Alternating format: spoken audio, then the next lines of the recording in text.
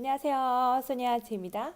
오늘 제가 소개해드릴 영상은 캐나다 유학을 하면서 제가 경험했던 유학원 피해에 대해서 알려드리고자 이렇게 영상을 준비했습니다. 먼저 캐나다 유학을 준비하시는 분들 제일 처음에 찾는 곳이 바로 유학원이죠. 근데 그냥 아무 유학원 가지 않고 보통 대형 유학원 찾으려고 가잖아요.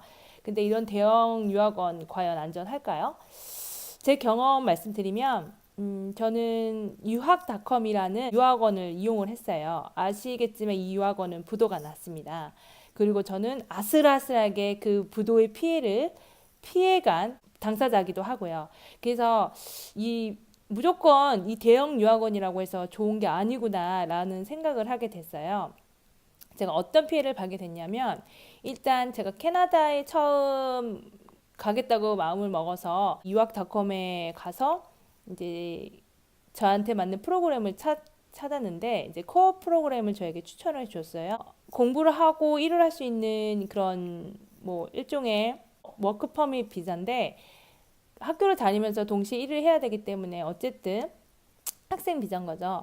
코어 비자를 먼저 받기 위해서는 어학원에서 공부를 하고 그래서 그 어학원에서 어느 정도 레벨을 받은 다음에 이 레벨이 충족이 되면은 이제 컬리지로 들어갈 수 있게끔 컬리지로 들어가면 코어 비자를 받을 수 있게끔 이런 식으로 되어 있어요. 그래서 나는 그 프로그램을 그래서 선택을 했죠. 그리고 이제 돈까지 그 입학금까지 다 지불을 했어요. 그 당시만 했을 때도 한 1,200만 원 정도 됐을 거예요. 그래서 이미 다 입금을 다 하고 이제 캐나다로 출발했죠. 그래서 5월 달에 도착을 해서 8월 달까지는 아무 문제 없이 이제 어학원에서 영어 공부를 하고 이제 8월 달 돼서 그 컬리지를 들어가기 위해서 이제 코리안 상담가를 만났죠. 그 학교 상담가를. 근데 그 상담가가 말하기를 제 입학금이 들어오지 않아서 저는 입학을 할 수가 없다는 거예요.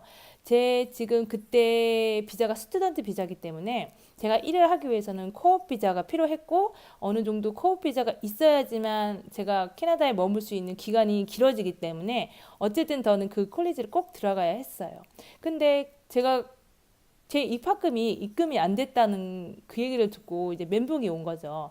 그래서 바로 그 유학닷컴 밴쿠버 지사를 찾아가서 이 얘기를 했어요. 어떻게 된 거냐? 근데 이 밴쿠버 이 사람들도 모르고 있던 건지 아니면 모르고 있던 척을 한 건지 막 알아봐 주더라고요. 어떻게 된 건지. 그래서 어떻게든 제 문제를 해결해 주기 위해서 여러 개 손을 쓰더라고요.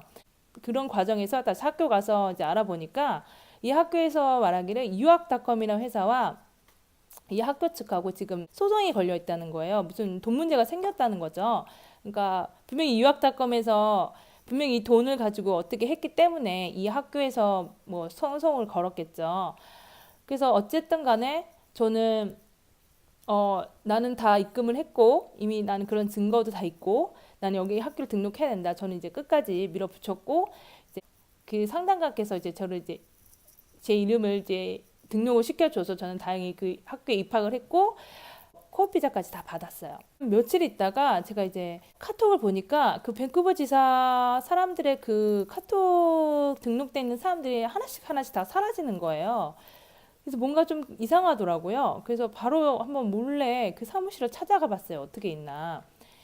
근데 정말 정말 깜짝 놀랐어요. 그 사무실 정말 텅 비어 있어요. 사무실이 텅 비어 있고 마치 도망가듯이 서류만 챙겨서 나가듯이 막 다 어질러져 있는 거예요. 문은 잠겨 있고 투명유리니까 다 안에 다 보이죠.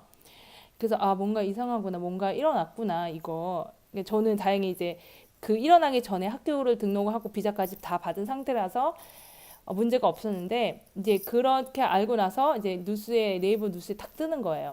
이 유학닷컴이 부도가 났다고. 이유인즉슨 이 유학닷컴이 학생들한테 받은 돈을 자기네들 빚을 갚느라고 보내야 할 학교에 돈을 보내지 않고 계속 그 학생들한테 받은 돈으로 돌려막기를 하고 있던 거죠. 그러니까 당연히 학교 측에서는 학생들은 못 받아주죠. 이미 뭐 받은 게 없으니까. 이런 식으로 문제가 생겨서 결국에는 돌려막기의 한계를 느끼고 부도가 난 거예요. 저는 다행히 그 피해를 피해갔지만 아마 그 사실을 모르고 계속 학교에 있던 애들은 그냥 계속 어학원이나 그 뭐 최근에 그 부도가 터지기 직전에 그 학교를 등록했던 아이들이라면 학생들이라면 분명히 피해를 입었을 거고 더 웃긴 거는 이 유학원에서 알려줬던 이 학교마저 부도가 난 거예요. 이 학교마저도 없어진 거예요. 이 어학원조차도 없어지고 이 어학원과 연관된 이 컬리지까지 없어진 거예요.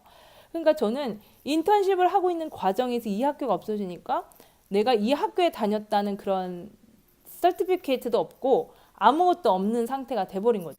6개월 동안에 아무것도 배운 게 없는 거죠. 내가 어디 뭐 캐나다 어디에서 공부를 했어 이거에 대한 이제 증거가 없어지는 거예요. 왜냐면 학교 자체가 없어지니까. 아 지금 생각해보면 정말 끔찍하다.